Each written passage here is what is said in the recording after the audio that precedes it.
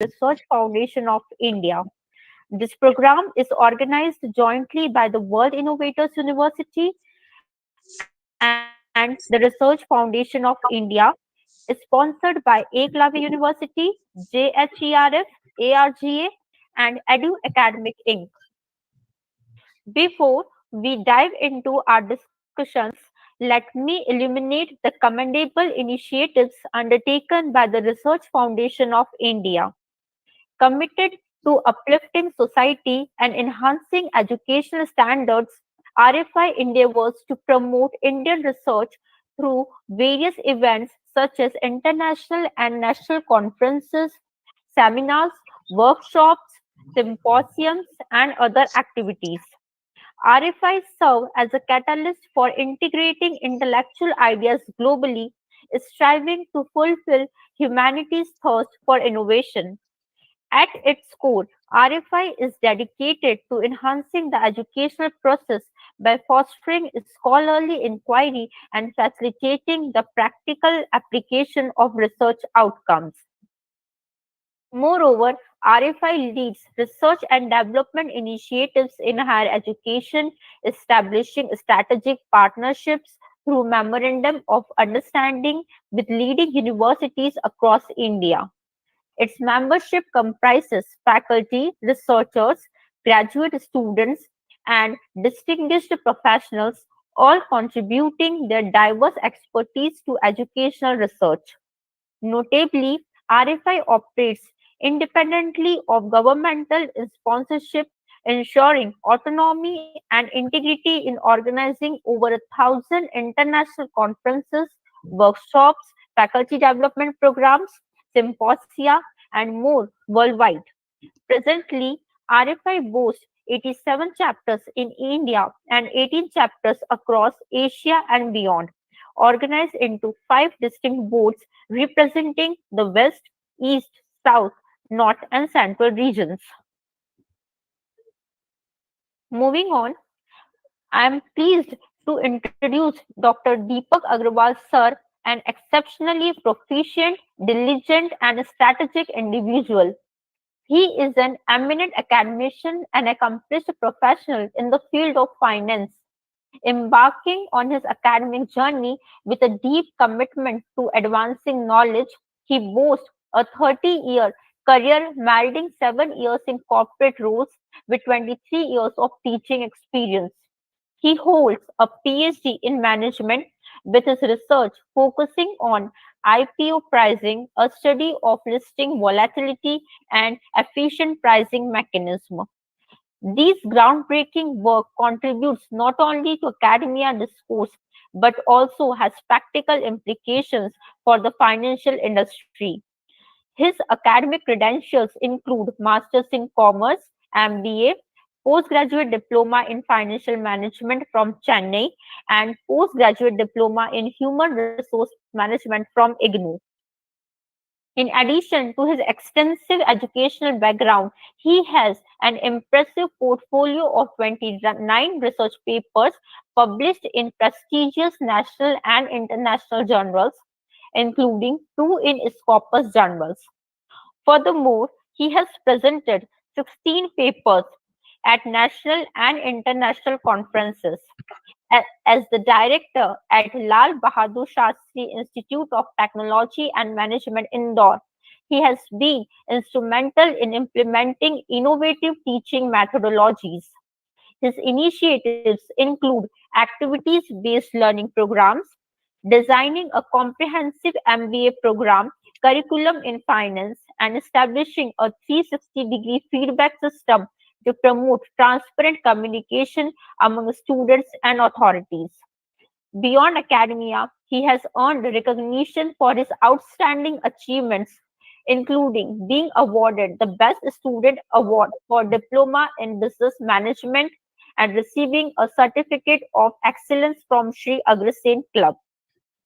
He remains an active participant in the academic community, serving as a executive member of the RFI Indore chapter and a member of the Circular Economy Club Boston, USA. His commitment to continuous learning and development is evident through his engagement as a resource person for skill development at MSME and research methodology workshops at RFI India.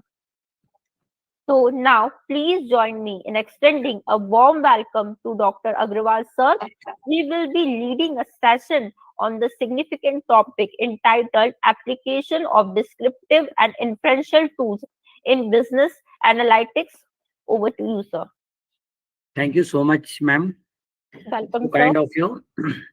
On the behalf of RFI chapter, Indore chapter, I welcome all the participants and my all thanks to Show Gupta sir, CEO, and then Dr. Saurabh Jain Saab, Ajay Jain Saab, and all the members of RFI.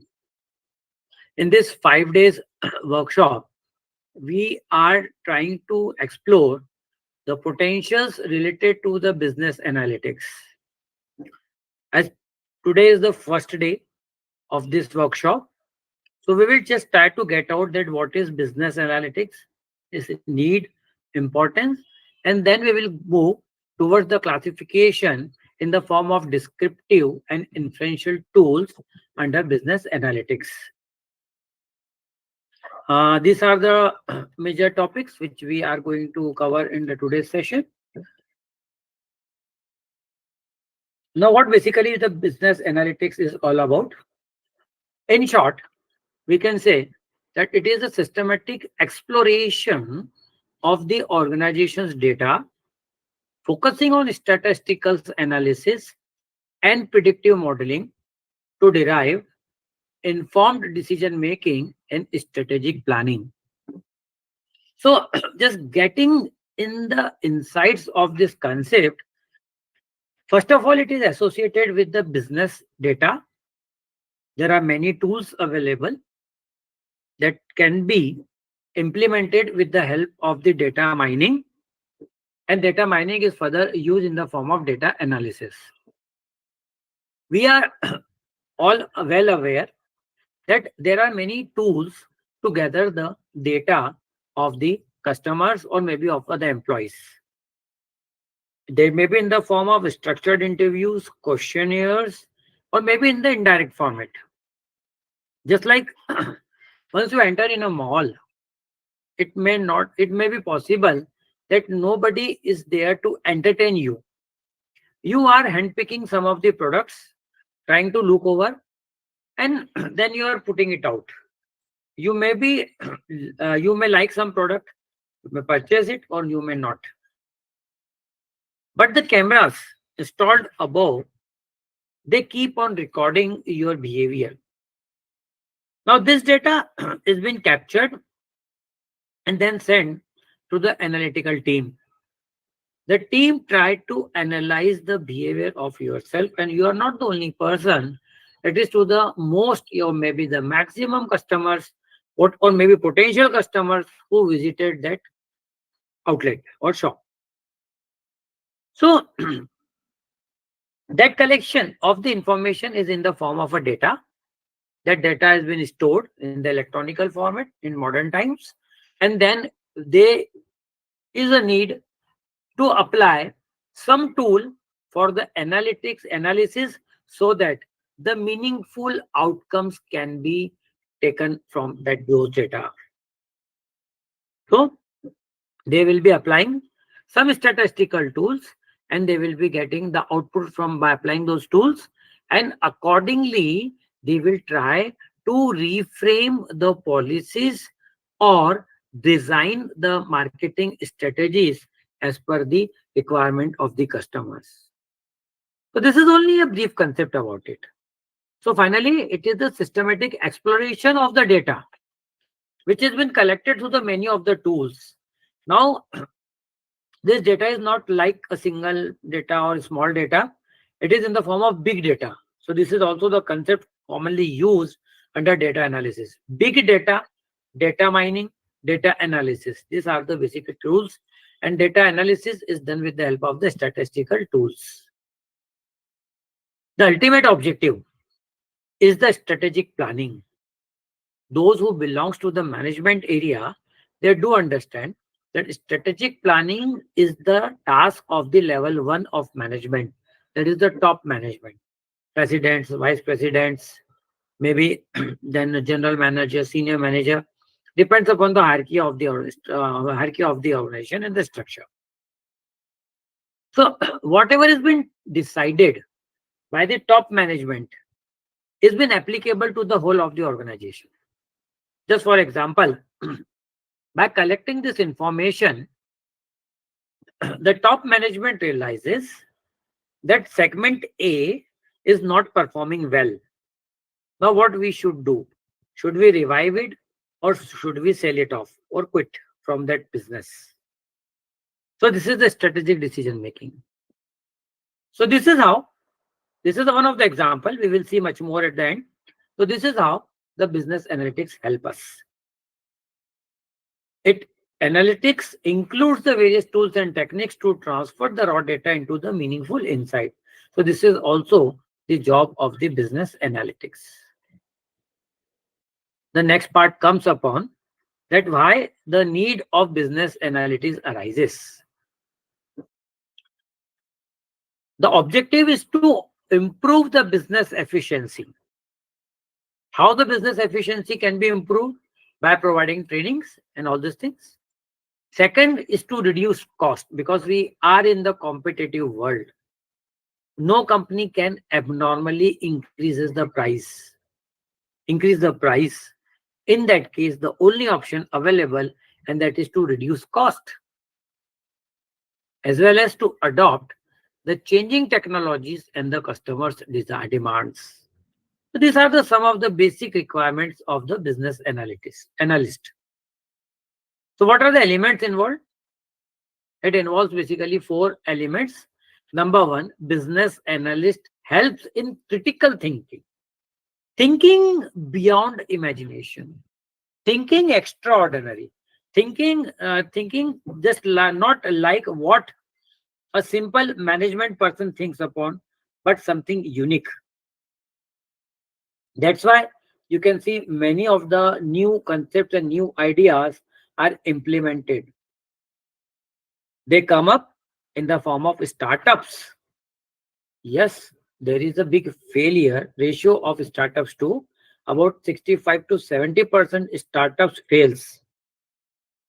That is a problem of implementation.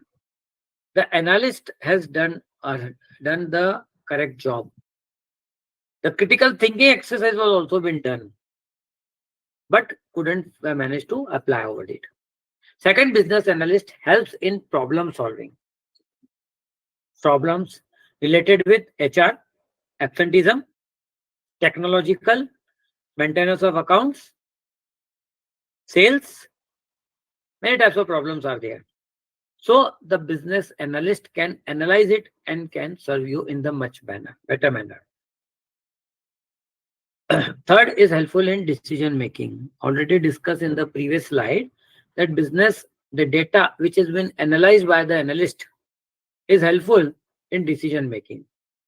Now it all depends upon the perception of the management to decide. Not always the decision taken are correct or may not be. Just take an example.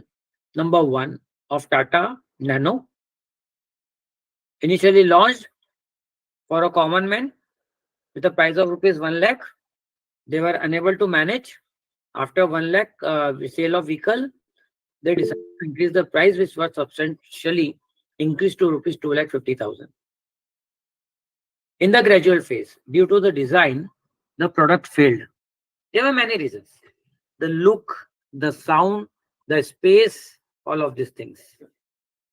So now it was the number 1, the decisions were failed.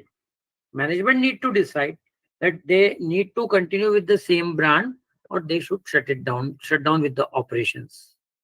Finally, they closed down their operations related to Tata Nano. Some another vehicles are being manufactured over there. But as an analyst and a person, assume to be the part of the Tata management consultancy team, there is a huge scope in the present scenario for the Tata Nano. Now they can come upon with the battery-driven car. So when they come up e-car, it is a small compact design. At least three people can sit comfortably in that car. So it may be a good choice in the city area. So whatever has been failed earlier, the business analyst provides the information ki, okay, it can be relaunched and it can be a successful product. The another job role for an analyst is to create knowledge. Knowledge not only to the management but to the whole of the business group. By analyzing the customers, the related people can better understand that which type of strategy we should adopt and what may be the outcome for it. There is always pressure of sales, particularly in terms of marketing and selling departments, on the selling departments. How to attract the customers? So various schemes can be come upon. How they get these schemes? On the basis of the sample survey, on the basis of the exercise done by the research team, and that data is finally been applied on by some statistical tools, and the final outcomes comes upon. So the BIS system ultimately enhance the knowledge of the business. So these can be the four basic requirements for business analytics. Now, what is the role of a business analyst? If we talk upon, they can perform two types of roles related to IT sector and roles related to non-IT, that means the business sector. Once we talk about the IT sector, here they are more interested towards the analysis of the data which been provided to them. So analyst tries to identify area where an organization can increase its efficiency and strengthen the business process. So ultimately what we are looking for, a business analyst is basically looking for to improve the efficiency of the business, and at the second side to manage the position, brand image, brand positioning in the business. The analyst often works closely with other departments throughout the business hierarchy to communicate their findings and helps to implement changes. So they provide the advisory role too. The business analyst not only provides the reports and the feedback to the top management, but also they provide the information related to the specific departments. It provides a base for improvement in those departments. And this all comes with the help of the business analyst. It includes that business analyst task and duties can include, that is identifying and prioritizing the organization functional and technical needs on the requirements. So what they try to do, they try to identify the needs related to the functional implementation and the technical requirements. This is an hypothetical examples, like using SQL and Excel to analyze the large data sets. Although there may be many softwares available which can utilize such type of analytical exercises, but these are the two examples I have considered over here. One is the SQL server, and on that basis, an Excel is a very commonly used and very easily used to analyze the large data sets. Analyst includes the data while compiling the charts, tables, and other elements needed for data visualizations. So they can use many of the basic tools which is used in Excel. Creating financial models to support business decisions. Advanced modeling can be done with the help of the business analyst. Understanding business strategies, goals, and requirements of the business. Planning enterprise architecture, that is the structure of the business. Yes, the business analyst can suggest the management to redefine the organization structure. If number of hierarchy is very large, that means if there is a tall structure, it becomes easier to control the subordinates. But at the second side, the overall cost increases because large number of people are engaged at the various levels. If it is a flat structure, the top management layers can be reduced, but at the second side, it becomes difficult to manage the bottom line. So the business analyst help us to decide the structure of the organization. Then it further helps in forecasting, budgeting, and performing both variance analysis and the financial analysis. So business analysis can help not only in financial analysis, but variance analysis too. Forecasting, budgeting, these all are the terms which have been commonly used in finance and commerce. Even budgeting is nothing new. Now, what is maybe if I ask the question that what is the basic difference between forecasting and budgeting? Forecasting is basically meant for the short duration, maybe 3 months, 6 months, and budgeting leads to the longer duration. It commences from a year one to maybe 2 years, 3 years, 5 years, 10 years. That is the elementary difference. I'm not talking much more about it. So this can be done by the business analyst in order to control over the cost. Now, to analyze any of the things, we need some data, and this data will be analyzed by using some of the statistical tools.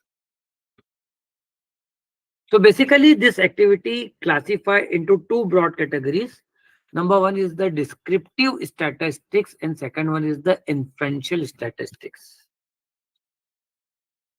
Let us proceed with the first one, then descriptive statistics.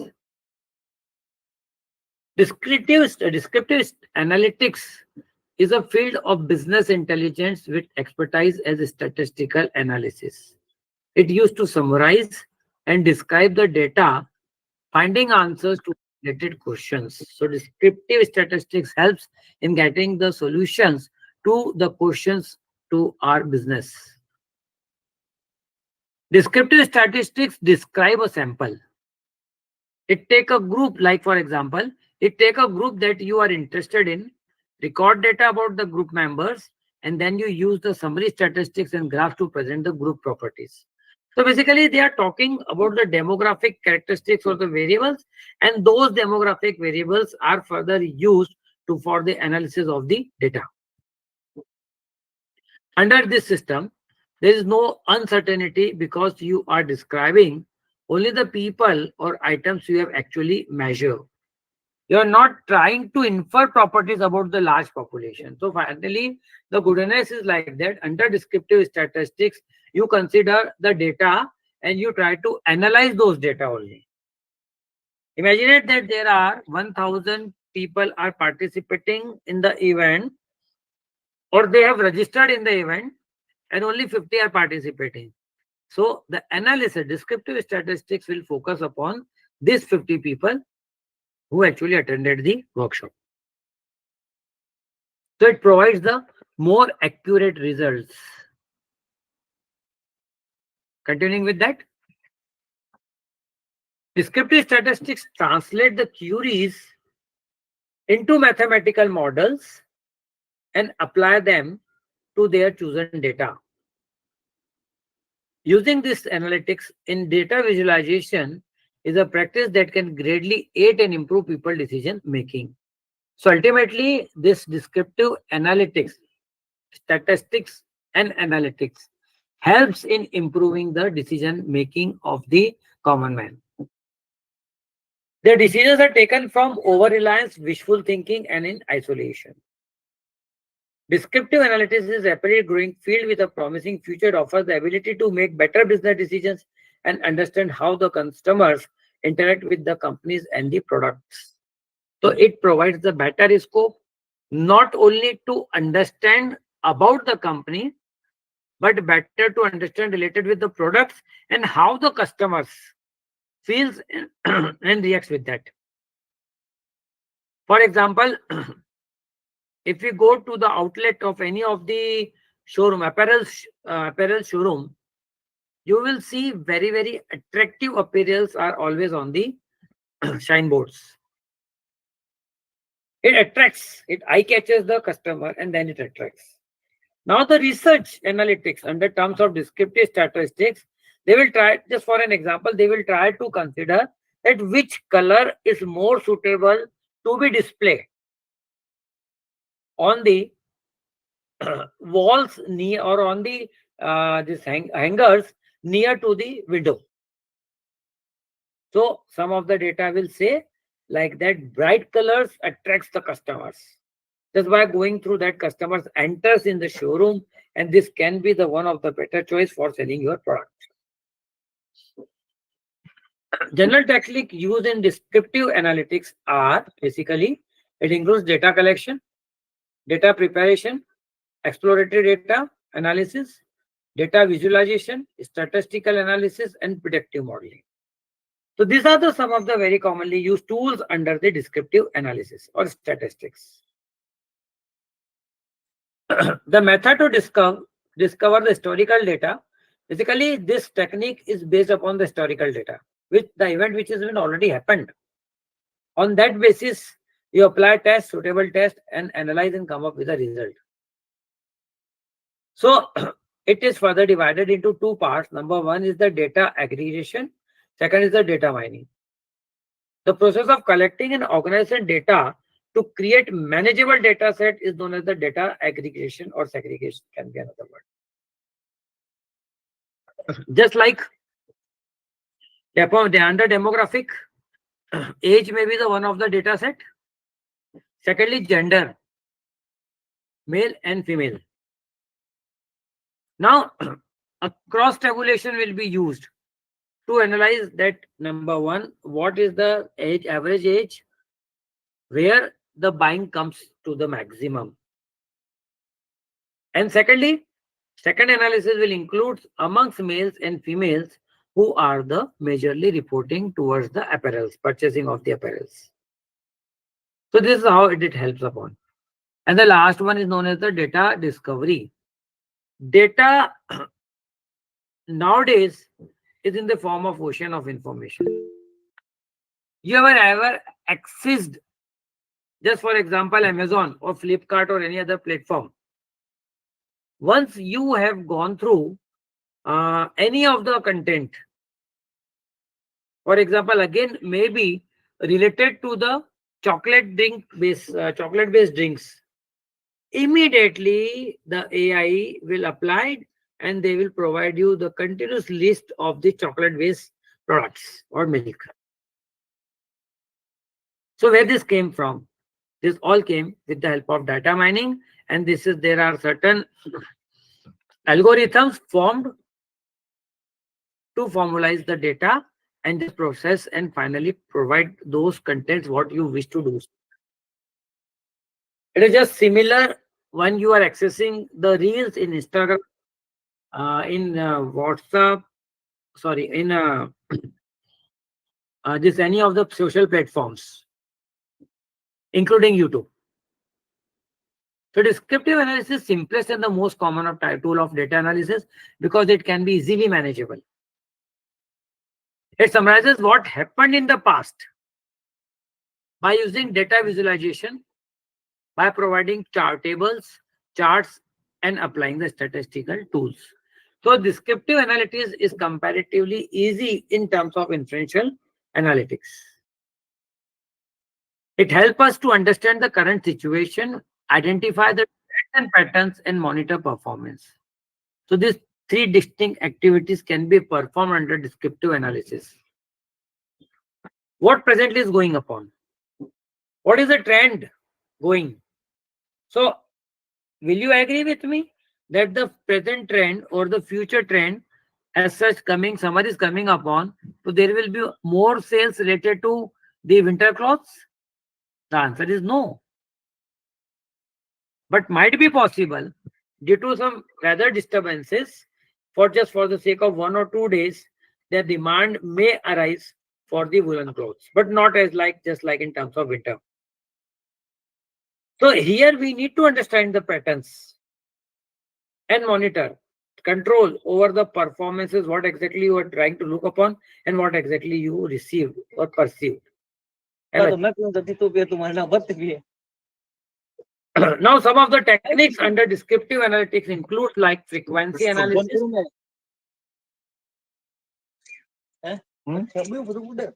Somebody mic is on, please put off. Frequency analysis is very commonly used. Cross tabulation analysis, mean, median, mode, standard deviation, correlations. These are some of the basic tools which can be used for the analytics, descriptive analytics. Here is one of the example. These are the test scores of the few students. It includes the marks of those students. Now we want to analyze them. We applied the simple statistical and the graphical applications. By getting the average score of the student, that is the mean, comes out to be 79.18. There is a range, that is the minimum range of 66.21, maximum 96.53. That means the minimum marks score by the student is 66.21 and maximum is 96.53. So here I have a range. Under this range, the mean score was 79.18. And another thing, what we would like to analyze over here, and that is to identify those students, number of students who secure more than 70%. So by applying these tools and applying the test, the output says that 86.7% students score was more than 70. So this is how descriptive analysis helps. Further continuing with the same. The result indicate that the mean score was 79.18. When you add them and just divided by the number of the samples, you will get the mean. The minimum maximum range I have already discussed. A score of at least 70 of the test is acceptable. So there is a condition that if 70 students have scored, we will accept this particular formula, and if less than 70%, we will not accept it. The null hypothesis to be assumed to be rejected. So the data shows that 86.7% of the students have acceptable scores. That means your research is to be found satisfactory. There is no uncertainty surrounding this statistics because we gather the score for everyone in the class, but this result can be used for the larger population of the students. Basically, this descriptive analysis is suitable when the sample size is small to a certain extent. But once it crosses, then we can shift to the inferential statistics. So what is inferential statistics? It relates to involving or resembling inferences. It includes involving conclusions reached on the basis of evidence and reasoning. Here we apply certain conditions. Why, how, when.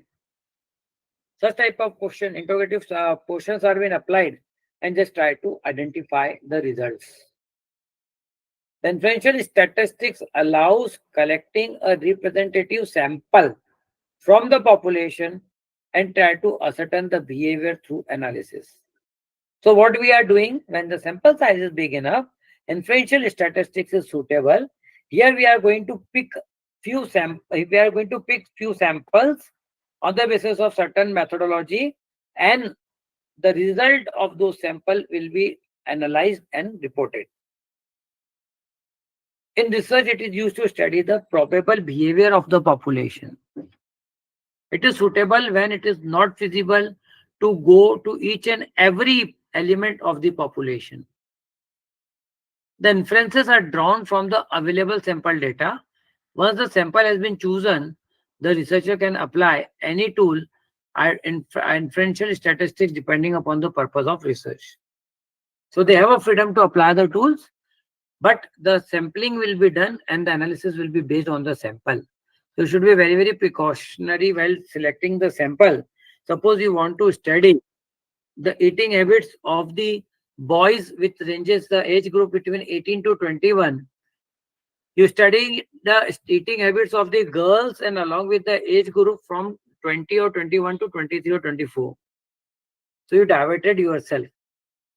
What actually you are looking for, you will not get that answer. Then there is the elementary problem related with the sample selection.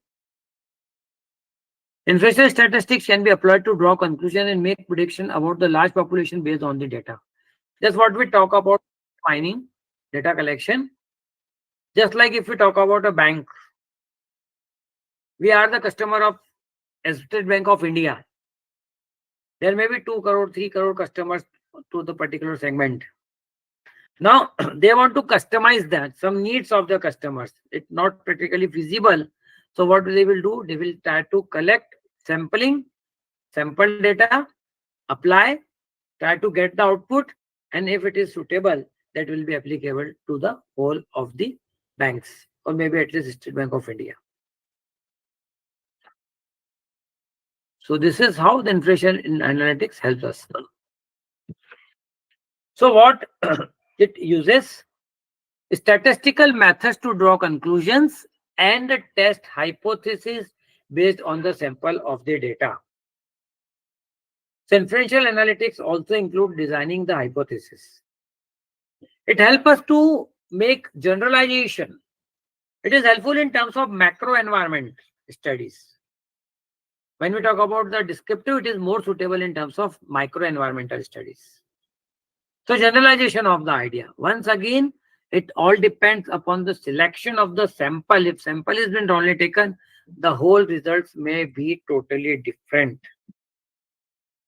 Predictions and estimations about the large population or a future event. The per capita income assumed to be in India is rupees 6,500. But really, average income is 6,500? No, not so. But that also indicates that approx the same proportion of population lives below the poverty line or whose income is less than 6,500 rupees per year. So how we got this conclusion? Simply on the basis of the data so collected. I just very recently gone through a review of a paper. The impact of the influencers, of social media influencers on branding the product. The writer or a researcher included the whole of the population of the country in his sample. He assumed the population of that particular country, let me assume that is maybe 20 crores. But is it possible to analyze the 20 crore people? No. So what he did, he followed with the inferential analysis, inferential data collection methodology. Finally, the total population of 20 crores, he or she, whomsoever may be, picked up only the sample of 100 people. Only 100 people out of 20 crore. So whatever the results provided by them, it is assumed that yes, there is a huge impact of the brand influencer or the social influencer on the brand building of a company. So this is how inferential analytics help us. The steps involved in it is define the population we are studying. You should be very, very, very clear. Maybe to the whole state of MP, maybe to the country India, maybe to the city Indore, maybe to a village of Indore, something like that. So define the population. Draw a representative sample from that population. So there are various reliability tests can be applied in order to verify your data. That is, your data is suitable or not. Use analysis that incorporate the sampling errors. In terms, if there are sampling errors arises, there are the softwares who are going to help you out. But my personal suggestion, try to use the formulas what you have learned earlier. Apply the whole work manually with the help of an Excel. You will get the better results and you are more confident on your work. So there are the various methods towards the selection of the sample. I've just included 5 of them. The samples can be in the form of simple random sampling that is been head pick once you are standing in a group or in a mob. Just like placing akkad bakkad Bombay go 1, 2, 3, 4, 5, 7, and this is the simple random sampling. The probability of not getting the accurate results is very, very high because your objective is the study about the teenagers. Maybe next example. Or maybe the age group between 18 to 25, and under simple random sampling, you got interactive with a person who is around 50 or 50 plus. So in that case, this sampling, simple random sampling method may not be found suitable. Second is terrified sampling, selecting the sampling on the specific portion. Third is the cluster sampling. Small groups are formed and then they can be consolidated. And systematic sampling. So these are the some of the sampling techniques through which you can collect the information. Further, it includes the analysis. So the inferential analytics includes the statistics like regression. This consists of linear regression, nominal regression, ordinal regression, etc.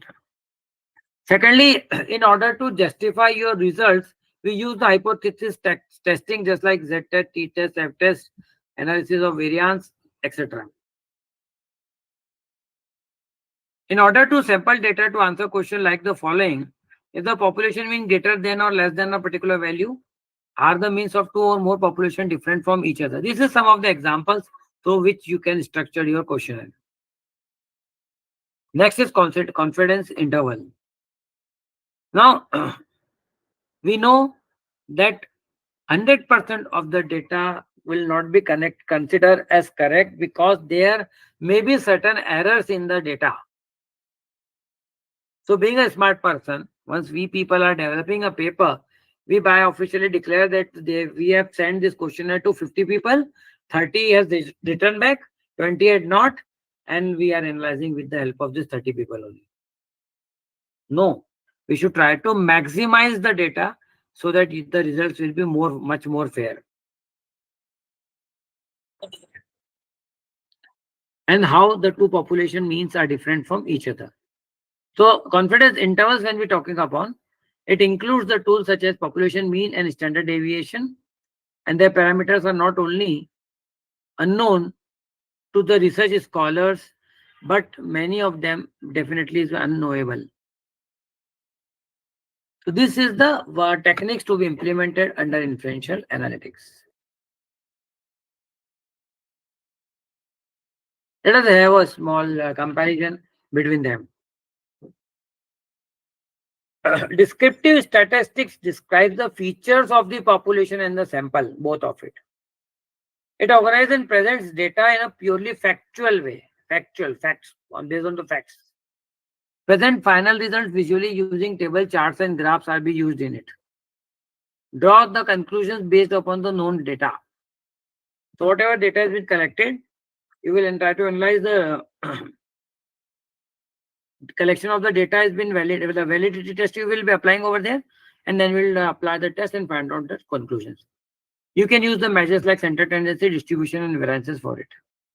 So this is how, with the help of chart, graphs, tables, we apply the results, and by using the central tendency, distribution, and variance, we can apply the test.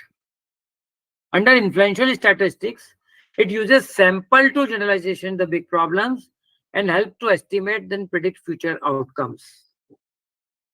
So it is based upon the sampling. We need to be very precautious because if the sample selection is wrong, your result will be totally wrong. You want to study the eating habits of the infant children.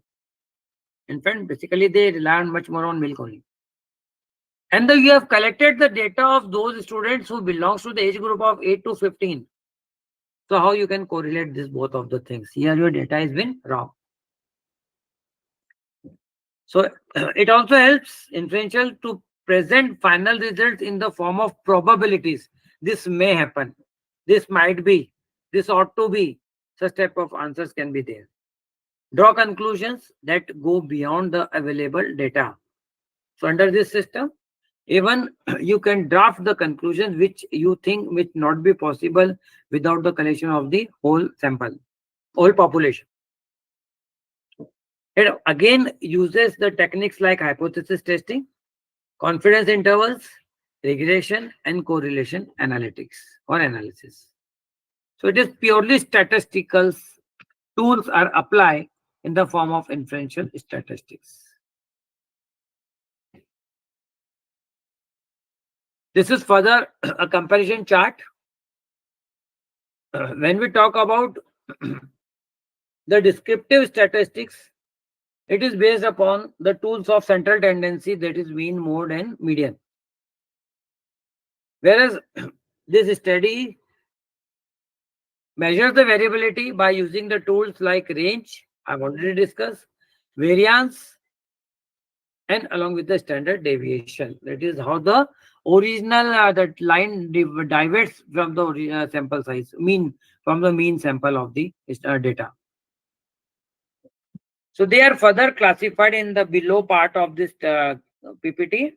You can see descriptive statistics measures of central tendency with the help of mean, median, and mode. The measures of dispersion is range for mean, or median standard deviation. For mode it is variance and the absolute deviation. In terms of inferential statistics, you can apply various other types of tests, just like Z test, T test, F set test, etc. So this is how the both makes the difference.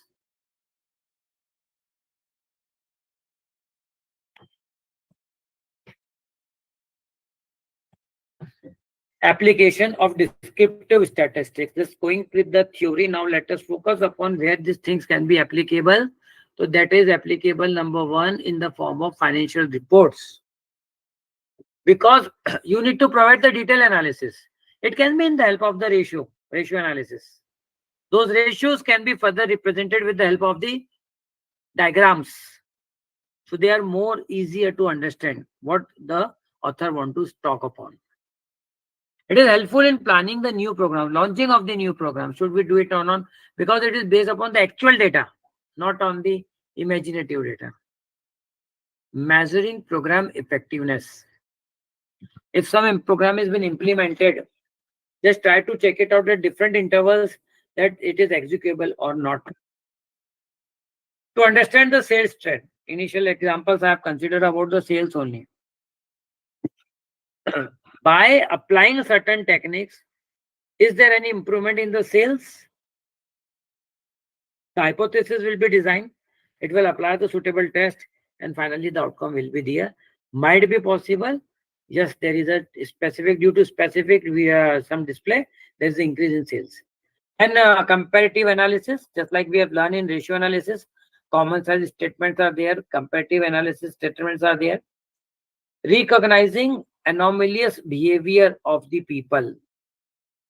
So it may help in analyzing the behavior. Interpreting survey results, which has been published maybe in the form of secondary data, but it is helpful in this analyzing those surveys. Summarizing past events, which has already been done, can be summarized with the help of the descriptive statistics. And tabulating social metrics, followed by reporting general trends. So these are the areas where the descriptive analysis can be applied. How it helps to the business? That is to identify the trends, pattern, which is going. In the present scenario, do we expect to have a woolen sales? No, because it's already the summer has been launched. But all of a sudden, if the weather changes, there will be an immediate demand, short period demand for the winter goods. Because there is a sudden snowfall, the climate reverse, and rather than hot, that there is a cold waves falling up, has been moving from here. That identified trends provide a baseline for performances. It can be related to any of the performance, maybe the employees, maybe a product line, maybe a department. Enable data-driven decision making. Helpful in decision making activities. Facilitate resource allocation. Which segment wants more resources to be applied? Resource allocation. There may be three departments. Two of them are doing too good. Third may not be doing good. Now you need to decide, should we continue with that or should we close down? This is the elementary part what we used to do in terms of cost accounting. Then and management accounting too. Understanding their data, make recommendations to improve the profits. How to improve? Better understand their customers by analyzing the customer's behavior, modifying the behavior of the customer. This can be done with the proper influence. Improve workflows, real outcome in terms of units should be better, and for that reason descriptive analytics has been applied. Okay, by applying the certain tools, you are getting output of 10 units per hour. Now by improvising the work style of those labors, your output has been slightly improved or increased. This is possible with the help of the descriptive analytics only, and fine-tuning the marketing campaigns. So you want to modify your advertisements as per the desired requirement. These are the real examples which the big brands are utilizing in terms of descriptive analytics. The first example is Netflix. They try to determine which TV shows and generations are most popular with this audience. Now we also know that simply operating the DTH, the whole of the data has been went back to the service provider. If suppose you are operating with Jio, maybe Airtel, or any other DTH supplier, they maintain your full data, what you have analyzed, what you have watched, sorry. What was your timing? This has all been maintained. How much time you are watching a TV in a day?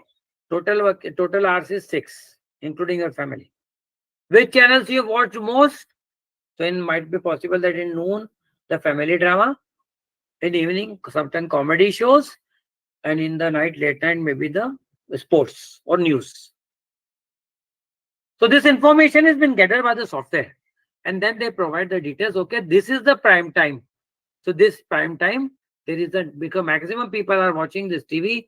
So which type of aid should be placed so that it can generate the maximum revenue to the channel and maximum benefits to the user. The person company is providing aids. The same thing the Netflix has been doing throughout the world. Starbucks. They use a descriptive analysis to predict and influence the customer behavior. They analyze your behavior, and at the second side, they always try to make the modification in or amongst the employees of the company. Many of the healthcare organization companies use this descriptive analysis just like with the feedback form. Customer patient satisfaction, financial reports, duration of the patient hospitalization, nature of patient, the care has been taken by. So along with the feedback form by the patients, the hospital can make certain improvements. I've seen in one of the hospital in Indore, it normally consumes 4 to 6 hours to get the discharge card or discharge paper. 4 to 6 hours. What a hopeless service they are providing, and at a very high rate. So how this is only with the visual analysis, but once you go with the feedback analysis, the condition may be more critical. But the company people, that means the hospital people, management is not interested to make any of the improvements. Amazon to compare customers' purchase. Whenever you are accessing the channels, Amazon, Flipkart, they analyze your behavior and they will provide you the information related to the similar product what you have just inquired in that on that site. At Amazon, you try to search for a particular mobile or maybe a particular brand. Automatically, the similar results will be provided by the website. So this is how the AI is working in getting the descriptive analytics. Another company is eBay. They are also following the same, working on the similar grounds. Next is Spotify. I hope you might be knowing that Spotify is an audio provide company which provides the soundtracks to the audiences. Few are free of charge and few are paid enough. So again, Spotify do consider the same thing. Which type of song you prefer to do so? Google, we are widely using Google. So Google analyze your each and every type of data and provide results accordingly, which you may not be understanding or maybe knowing. So moving to the next part, that is the inferential statistics. Predictive analysis, it is helpful. Using data to predict future events and trends on the basis of the historical results. Perspective analytics use past performance to generate recommendation for future situation. Ultimately, to certain extent, it is also based upon the historical data. Regression analysis shows the effect of independent variables on a dependent variables. So try to draw a relationship between the dependent and independent variable with the help of the regression analysis.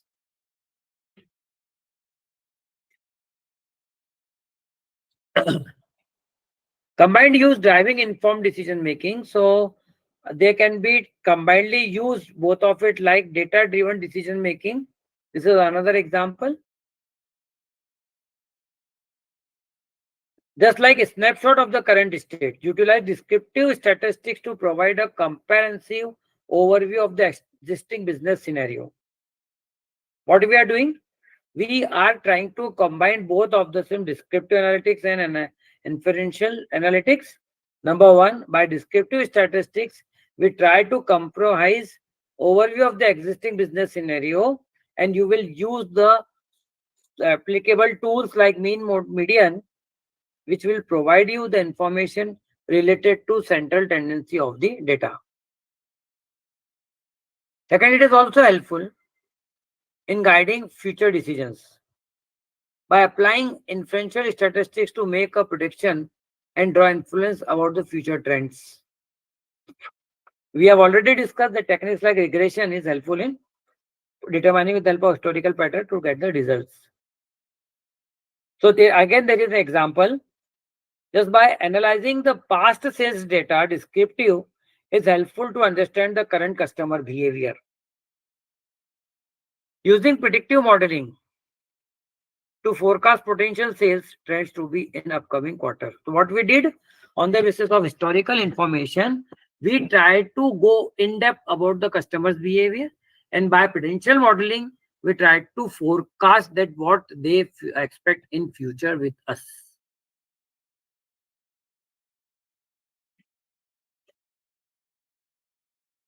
Second, inferential is helpful in continuous improvement. Identify areas from improvement. How it helps us? So it can be done, just identify area where the improvement has been required, just like to identify bottlenecks, inefficiencies, or area with the potential lies for the improvement.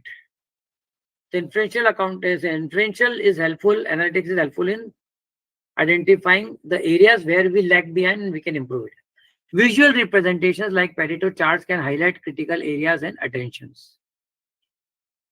Validating and implementing changes. Apply inferential tool to validate hypotheses about proposed improvements. Apply A and B type of testing systems which can be validated in their effectiveness. So again, there is an example for second continuous improvement. Analyzing customers' feedback to identify pain points in the user's experience. So on the basis of feedback, you try to just identify which points the customers are dissatisfied. By applying an inferential test to validate the impact of the redesigned website or the user. So what you are doing, just by applying a test, you are trying to validate the data and improvising by redesigning your work.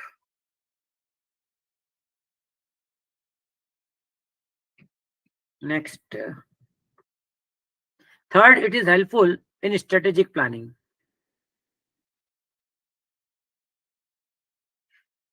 So once we talk about the strategic planning, you can use for the long-term strategies because it is the top management decisions. It is helpful on the basis of historical trends and pattern to provide the strategic should be applicable or not. It is helpful with the help of SWOT analysis. I hope most of them are understand the concept of SWOT analysis, strength, weaknesses, opportunities, and threats. It is widely used in the management programs. Similarly, the same thing can be used in management, other than management perspective too.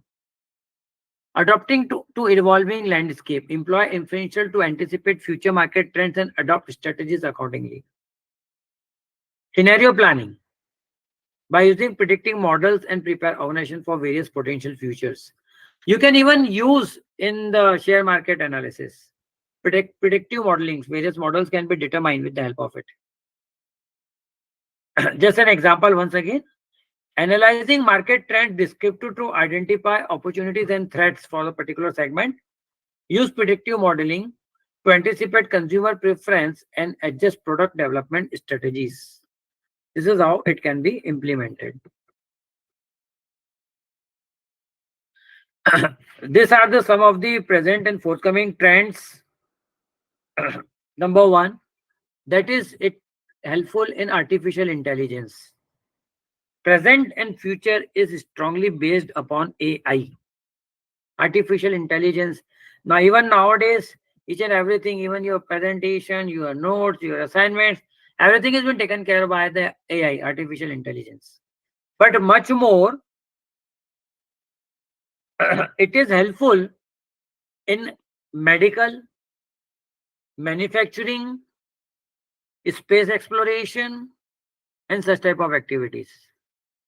So business analytics is helpful in integrating the AI for advanced analytics.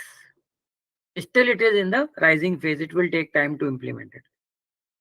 AI is becoming integral to business analytics, enable more sophisticated analysis pattern recognition. I hope someone might have used this PPT making with the help of some of the AI tools.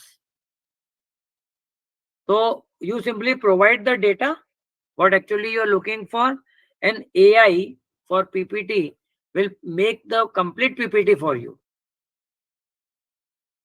So that comes under the category of plagiarism, but in terms of business analytics, this will provide the better results as compared to what we are doing in the form of ratio analysis. This is how AI can help us. Impact. It enhances the speed and accuracy of decision making by automating complex tasks and unsolving insights for database results. If you belongs to Indore and ever have visited to Guru Krapa, you know that one person is standing outside and the person is managing that how many people you want to get in. Means one your family size who wants the dinner on that particular date, and they send the people accordingly. Table of 2, table of 4, table of 6, table of 16, and accordingly. This is the human work done by the human being. But by using the software, maybe by using the AI, it can automatically predict and let them know that in expected next 10 minutes, the X table will be vacant with a capacity of 4 or 6 or 8. This is how it can be utilized. Second, augmented analytics. Augmented analytics combines human intuition with machine learnings, automating data preparation and generating insights. So many techniques have been developed. They are the softwares which try to read out the human brains, and combinedly they try to develop new strategies, and can the results can be much better as what the human being tries to do so. In fact, it accelerates the analytical process. If critical thinking by a human being may take 10 hours to get the outcome, by using the AI tools or maybe business analytical tools, that time may be reduced to 2 hours, maybe 1 hour. It is just like using the JCB to dig the land as compared to the labor. So this is going to help us. Third, ethical analytics. Increase focus on ethical consideration in data use. Trend, the business are recognizing the importance of ethical data practices, ensuring fair and responsible use of data. Because this data can be used by many of them. Many of the times we have learned that suppose bank data was been hacked by some another, or it has been leaked. Maybe Facebook, maybe banks, maybe your insurance company, your medical data is also now been leaked by the agencies, those who are maintaining your data. So it has been sent to some user. This is unethical, but it has been sent to some user who will analyze it and try to get the maximum output from that data, which has been collected from some illegal sources. The impact is mitigates the risk associated with privacy breaches, build trust and stakeholders, and aligns analytic practices and ethical standards.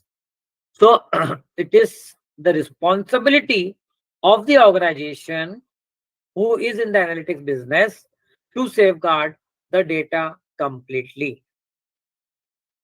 Next is perspective analysis. Trend is moving beyond predictive analytics. Perspective analytics suggest action to optimize outcomes. We want the results. This is how it helps us. It provides actionable insights, guiding decision making on the best course of action to achieve the desired results. So by perspective analytics, we may get the better results as compared to the simple way. There are certain challenges in the business analytics. Number one, that is the quality of the data which has been collected. It is similar. You send your student to fill up the questionnaire. Do you expect the 100% reliability with that data? No. Might be possible that out of 100 questionnaires, 50 or 60 questionnaire is been filled by the same student in the simple random order. So by applying the reliability test or suitability test, we can identify that this data is been genuine or not. So this is the very first challenge, that everything is based upon the data.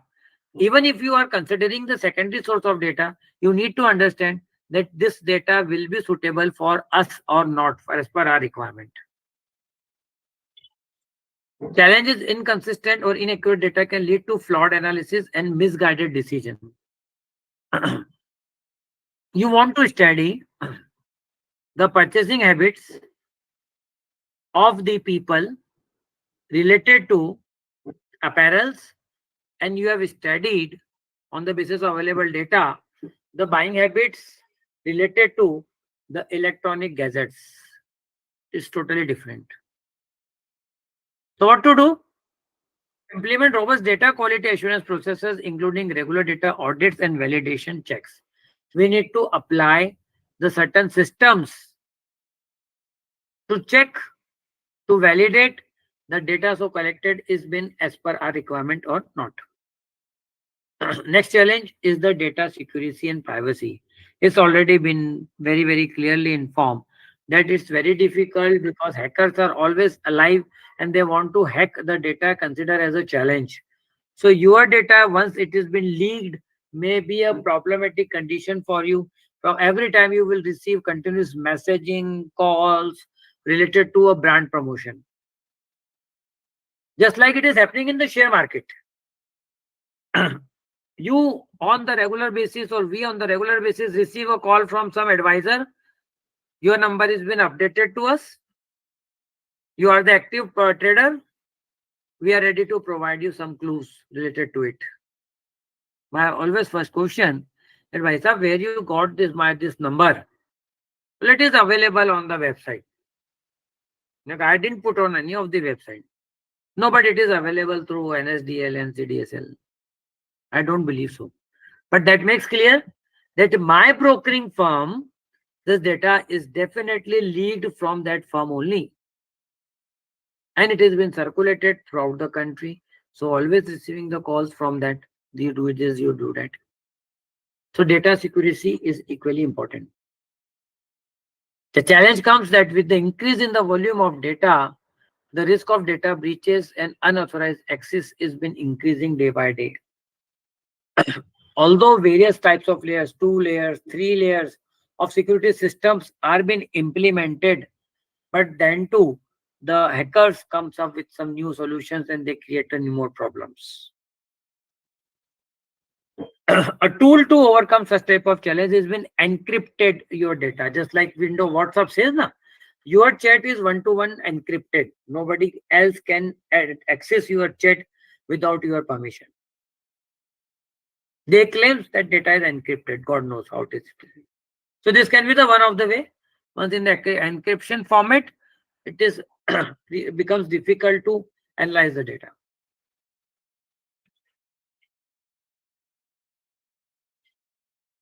Next challenge is the skill gap. Addressing the shortage of skill analysis. Still, I told you that it is in the developing phase. Just like universities, not in terms of private, but in terms of government universities, they have very recently applied this course. There is a lack of the trained or the skilled professors in this particular area. The influence, controllability, and knowledge related to statistics is a must element for it. A combination of statistics and IT can make a very good outcome in this particular segment. So it will take time, but at the same time, there is huge scope available because this is a new concept throughout the world. So one can be an expert and can earn a good amount of money from it. The demand for skilled professional often exceeds the available talent pool, leading to the skill gap. And the solution is by investing the training programs, collaborating with education institutes, and a culture of continuous learning within the organization can overcome the skill gap. So it will take time, but yes, this is having a huge potential in the present scenario. Integration of the data sources.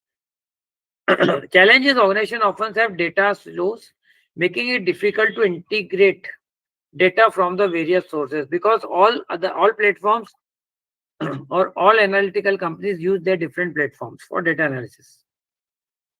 So combining all such as no single platform is available. So that can be one of the better idea to implement integrated data platforms and data governance strategies to break down such type of gaps between it. Changing technological landscape. Rapid advancement in technology can make existing tools and platforms obsolete. Earlier, some another language was being used. Then, secondly, another language is being used. Then another language was maybe VP, maybe Oracle, maybe Net Plus, and many types of languages are used. So this all languages are been getting obsolete at a very rapid stage. So at the same time, it is necessary that the technological advancement learnings must be done so that it can be easily understandable and adaptable to overcome this challenge.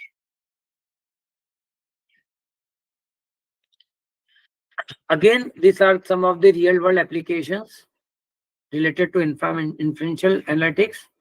Number one, that is the customer segmentation. Tailoring marketing strategy for specific customer groups. Application like analyzing customers' data to identify distinct segments based on demographics, behavior, or preference. So what we can do, customer segmentation can be done on the demographic characteristics. What will be the outcome? It will helpful to personalize marketing campaigns, improving customers engagement and increasing conversion rate.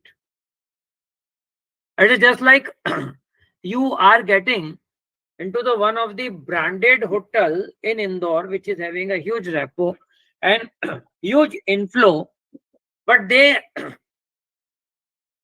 are having gravy of three types only: red gravy, white gravy, and yellow gravy.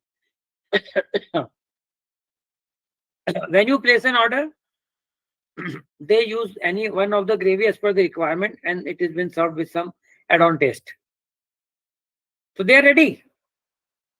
But when we were talking about the customization, you place an order, they prepare the gravy as per your requirement. This vegetable as per your requirement, everything since the beginning, frying to gravying and all these things. So what they did, they have just segregated the customer segmentation in the form of segmentation. So similarly, we need to segment the customers as per a requirement and try to focus over it. Next, related to that is supply chain. Amazon, Flipkart, Walmart, they are adequately applying this supply chain optimization policies. What are the goods to be traveled with the minimum cost and minimum delivery time? Secondly, they also try to optimize the inventory level.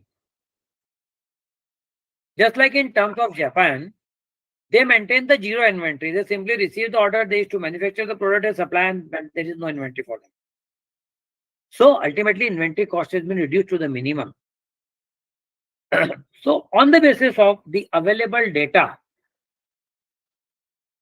the supply chain can be decided, and this will helpful in reducing the operational cost, minimizing the inventory level, and ultimately it helps in improving the profitability. So this is where this inferential analytics can be applied. Next element, detection of the fraud. Identifying usual patterns or behaviors in financial transactions.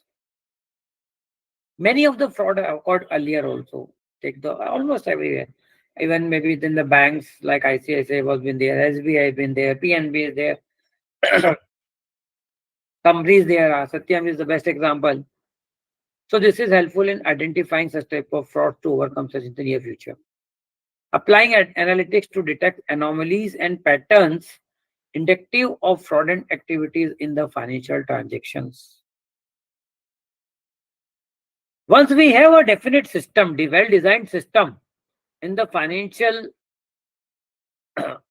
consideration in the country, then also big financial scam occurred in the India, starting from Harshad Mehta to the ICICI and Kochar and all these things scams were there, including Satyam and many. Why did it occur? So quite obviously, by this analytic pattern, the things can be analyzed in a much better manner. The impact is to enhance security, protects financial assets, maintain the trust of the customers and the stakeholders. Next applicable application is sales forecasting. It is helpful in predicting future sales and to control over the inventory.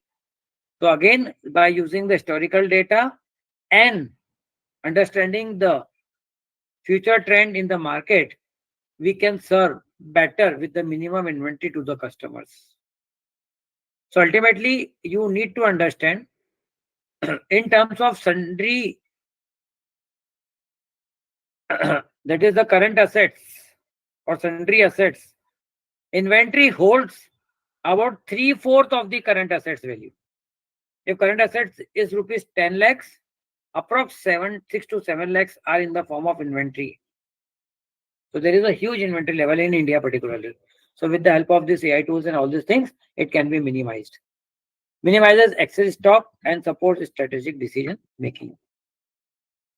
So this is all related. These are the resources which I've referred. So this is all from my side. I hope that we try to understand the practical application of these analytical tools. Now the question comes to our mind that which type of technical skills are required to develop this tool. This is I've not included in my presentation. So again, let me tell you there can be two types of practical skills may be developed. One is related with the IT. You can develop in the form of background. IT tools, IT applications can be developed. And secondly, that is in the form of business analytics.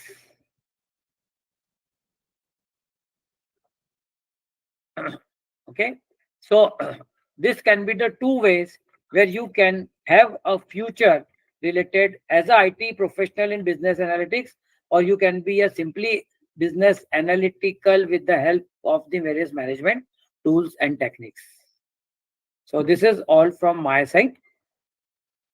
This session is open for the discussion. Participants, if you have any queries, please go ahead. The platform is open now.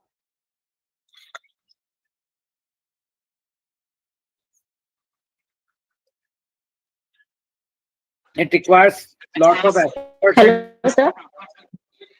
yeah, ma'am. Nota, ma'am, please continue. Yeah, sir, can you share these sources for our future reference? Ma'am, all these presentations are available in the form of YouTube on the RFI website. So you can access Hmm. anytime. It's lifetime available and it is already been, that links are already shared to you in the WhatsApp group. Okay. WhatsApp group,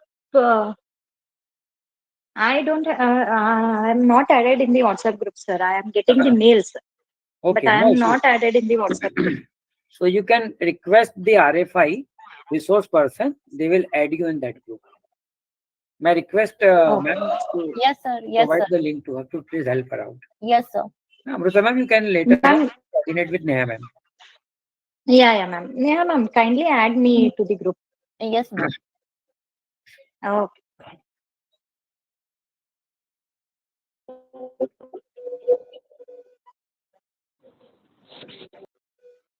Sir, Yeah, good evening. how can I analytics in tax planning? Can you repeat, sir, your sentence, please? Pardon, Uh, sir? in corporate tax planning. I'm sorry, the voice is getting broken down. Neha ma'am, if you are getting, can you repeat the sentence? Sir, I'm asking that how can I use this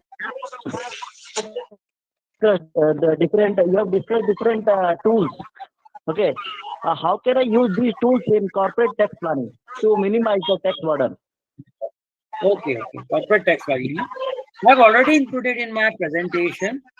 Just like when we are talking about the business analytics, the earlier resource was only that we go with the technical presentations and the ratio analysis. Now, with the wide data available, with the help of this data, along with the descriptive analytical tools, you can get the better output. The only difference that earlier we were applying the manual test and getting the output or using the SPSS to get the desired results. Nowadays, advanced softwares help us in data mining and getting the results from it. So this is you can better design or customize your requirement of your clients, just like in terms of tax planning, what you are looking for. Even the same can be applicable for the investments. That's what is the ratio they want to have. So that can be a graphical presentation and it can apply and you can provide a break. Okay, you invest this much proportion in mutual fund in maybe tax saving schemes and maybe like that. Am I able to make it clear, sir? Okay, sir. Okay, sir. Yes, sir. Yes, sir. Okay, sir. Amrita, ma'am, I shared the link on the group chat box. Please join. Yeah, those who have not been added in this group, please click on so you will be added over there. So anyone else? So ma'am, we can put the end to the session for today. Yes, sir. Sir, Preeti ma'am raised her hand. Okay. Preeti ma'am.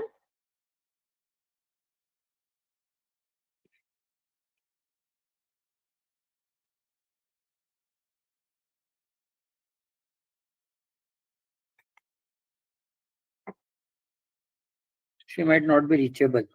Yes, sir. So shall we Okay, conclude, sir? no problem. In case of any query, you can just send it to the WhatsApp group also. I will try to answer over there. Yeah, ma'am. Okay, sir. So it's time to conclude today's session. But before that, I want to express my sincere appreciation to every participant. A heartfelt acknowledgement is extended to our esteemed speaker, Dr. Deepak Agrawal sir, for generously sharing invaluable insights. His explanations are truly commendable. I also extend our sincere gratitude to the organizing committee and its sponsors for their unwavering support, which has been instrumental in the success of these programs. With profound gratitude for everyone's participation, we officially conclude today's session. See you all tomorrow. Your contributions have been immensely valued. Thank you so much. Hello. Yes, ma'am. Yeah, ma'am. Ma'am, that link is showing some error. I can't join to the group. Okay, ma'am, let me check. Hmm.